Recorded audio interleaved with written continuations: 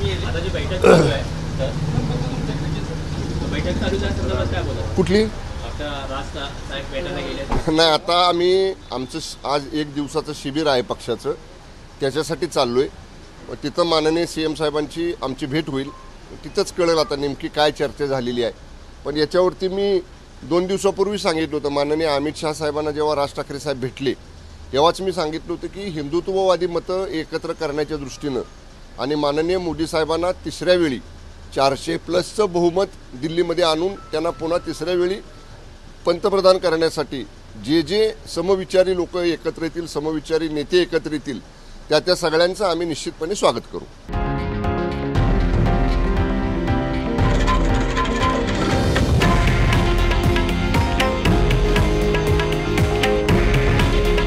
हे आहे देशातील नंबर 1 न्यूज नेटवर्क आणि आपण पाहत आहात TV9 मराठी.